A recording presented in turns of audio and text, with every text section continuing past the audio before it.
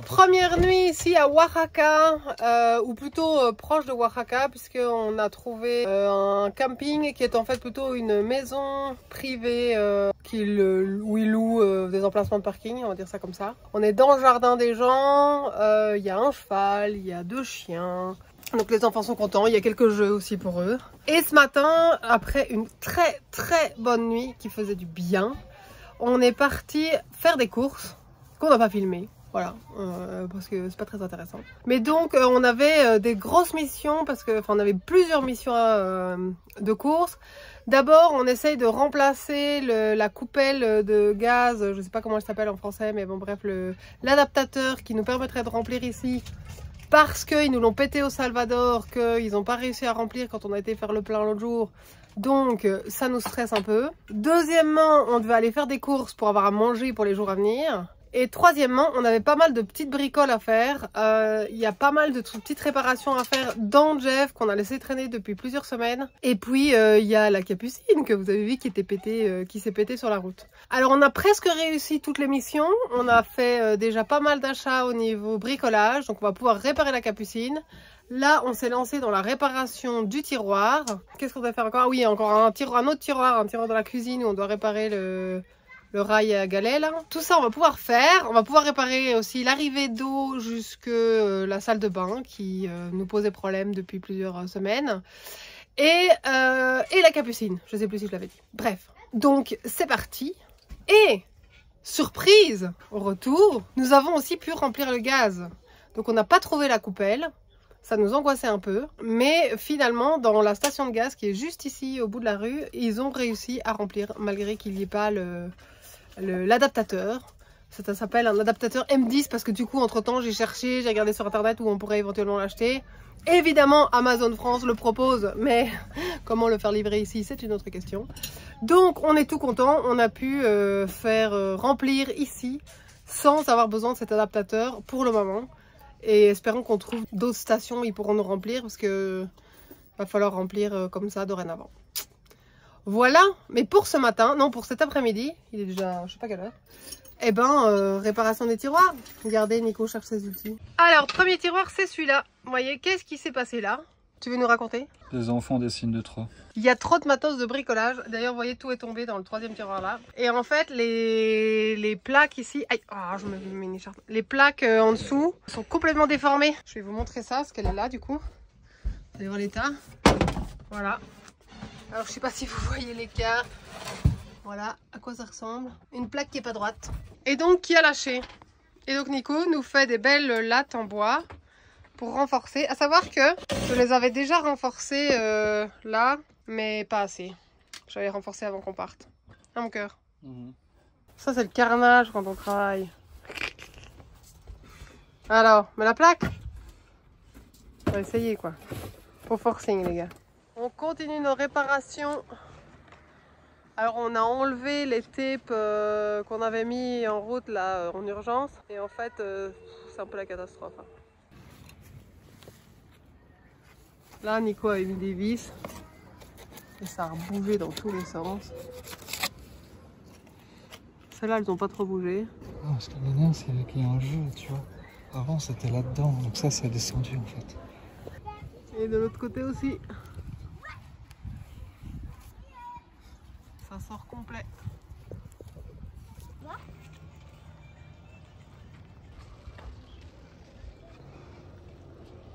Bon, voilà, j'ai refait les joints avec de la colle étanche. On verra ce que ça donne.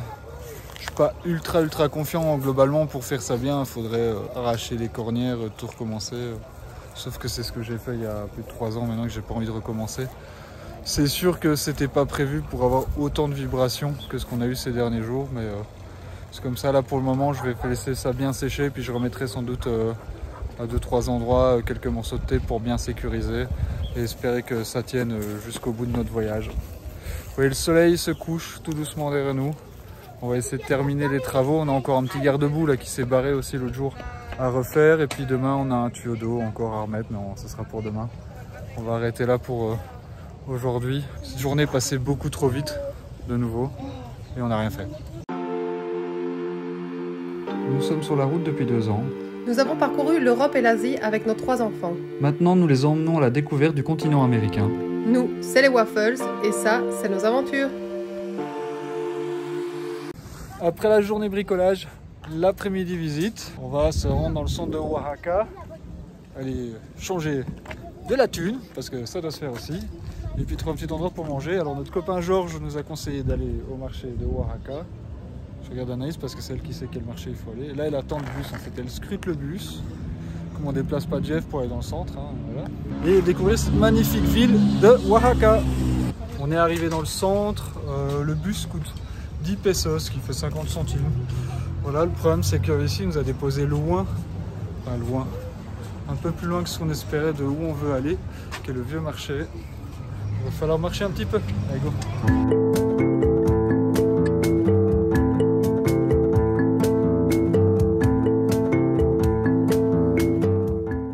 On a été faire du change de monnaie là parce qu'on était un peu à court de pesos, vu que les seuls pesos qu'on avait jusqu'à présent c'était les quetzals qu'on avait changé à la frontière. Et on sent qu'on est dans une ville très touristique parce que le dollar il l'achète très bas. Et étonnamment le dollar il l'a acheté à un prix correct, donc on a changé l'euro pardon, étonnamment il l'a acheté à un prix correct. Et du coup on a changé des euros, nos derniers euros, plutôt que les dollars. J'ai pris un poulet aux sauces 3 piments qui est censé être non piquant. Évidemment avec 3 piments dedans ça peut pas être non piquant, mais comme le gars m'a dit que c'était non piquant, j'ai voulu tester, ça arrache. Voilà, heureusement que c'est moi qui le prends et pas les enfants. En fait on a pris 4 trucs différents, on est dans un tout petit comédor, super sympa. Mais on a pris 3 trucs différents pour qu'on puisse goûter des choses différentes. Mais je crois que celui-là ça va être pour moi, éventuellement un peu pour Anaïs. J'adore parce que ça... Non, ça pique pas, on met juste du piment dedans. Moi j'ai pris des tortillas suisses, hein. Je sais pas comment ça se dit. Alors c'est des tortillas dans une sauce verte. Je regarde les sauces des enfants pour voir laquelle j'aurai, si c'est celle de Nico super piquante ou si c'est celle des enfants, mais ça ressemble plus à celle des enfants. Donc normalement ça devrait pas être piquant. Une tortilla au spaghetti. Après le repas, la balade dans le vieux centre de Oaxaca. On visite la cathédrale métropolitaine de Oaxaca, dont la construction a commencé en 1500 quelque chose. Et là, ça a été consacré en 1700 quelque chose. Et sa particularité, c'est qu'elle a une sacristie centrale à l'église et 16 chapelles, 8 de chaque côté. C'est vraiment impressionnant et un style très baroque. Voilà.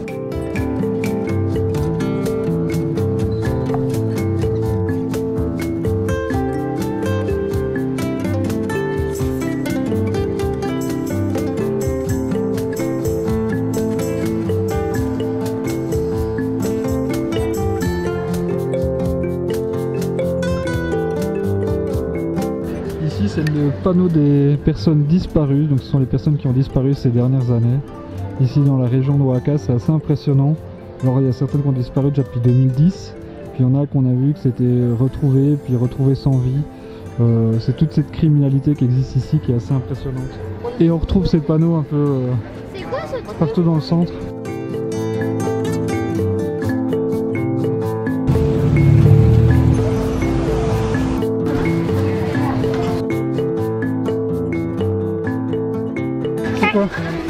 Des insectes grillés.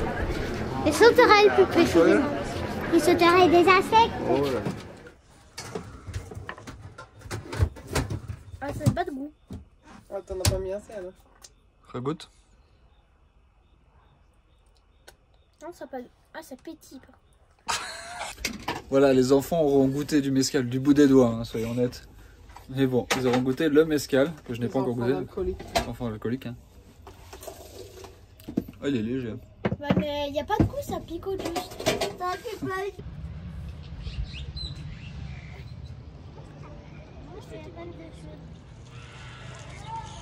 Nous sommes à l'arbre de Toulé, aussi appelé arbre de la vie. Pour faire une petite idée, l'arbre il est gigantesque, il a entre 1200 ans et 3000 ans et son diamètre fait 14 mètres. Voilà. Et il était sur un ancien site religieux zapotèque et puis ils ont construit une église à côté à la colonisation.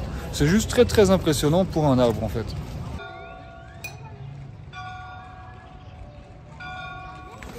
Aujourd'hui, on va visiter le site de Monte Albán.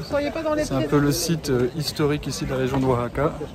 C'est un site avec une très grande histoire, sans doute une des plus importantes du Mexique.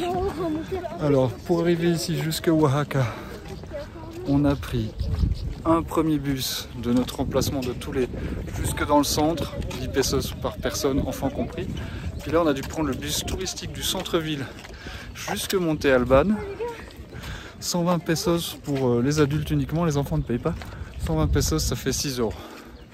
Voilà, pour vous donner un petit peu. Et c'est l'aller-retour, donc ça c'est cool. L'entrée au site, c'est 100 pesos par adulte. Et les personnes en dessous de 13 ans ne payent pas, donc 100 pesos, 5 €. C'est parti pour la visite de Monte Albán. Le site de Monte Albán a été utilisé de moins 500 avant Jésus-Christ à plus 800 après Jésus-Christ, pardon, je vais y arriver.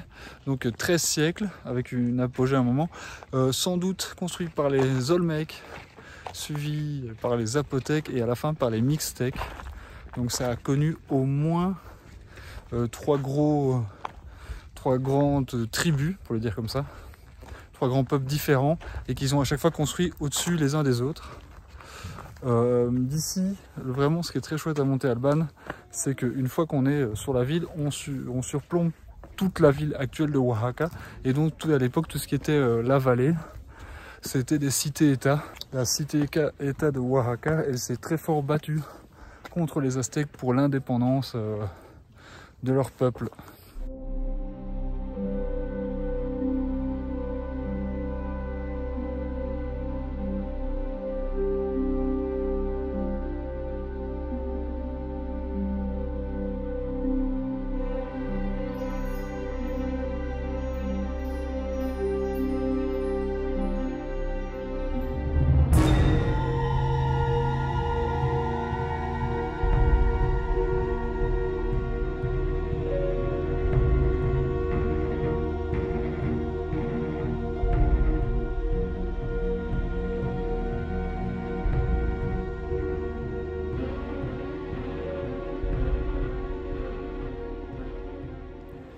Après la visite de Monte Albán, on va faire le tour du street art, mais en passant je vois cette jolie église, donc je n'ai pas pu m'empêcher de m'arrêter. Les enfants continuent tout droit. J'espère que je ne vais pas les perdre du coup. Alors tu me parles de disparition. Il y a plein de gens qui sont sur le bord de la route et je me dis tiens c'est ici qu'il y a la manifestation et tu disparais. Tu m'as foutu la trouille, c'est imbécile.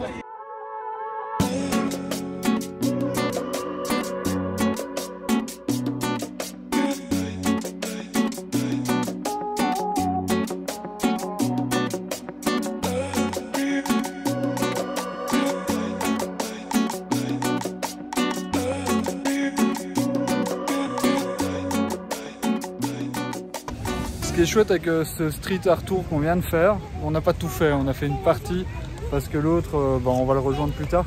Mais c'est que ça nous emmène ici par exemple dans des quartiers où beaucoup moins touristiques avec plus de vie locale, des petits parcs un peu cachés où tout d'un coup on est les seuls blancs parce que bon, on va pas se mentir, Oaxaca c'est très touristique.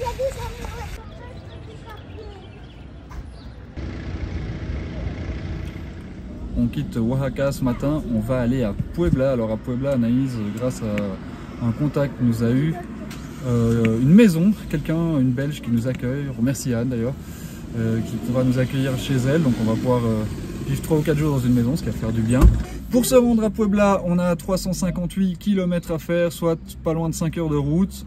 Ça fait l'Iran qu'on n'a pas fait autant de distance en un jour. Donc on va voir un peu comment ça se passe. Au final, on devrait arriver pas trop tard. On espère que Jeff va pas nous faire des petites surprises. Déjà ce matin, il a eu un peu de mal à démarrer. On pense que c'est à cause du froid, de l'altitude, un petit manque d'huile. Enfin voilà. C'est parti pour des nouvelles aventures, direction Puebla.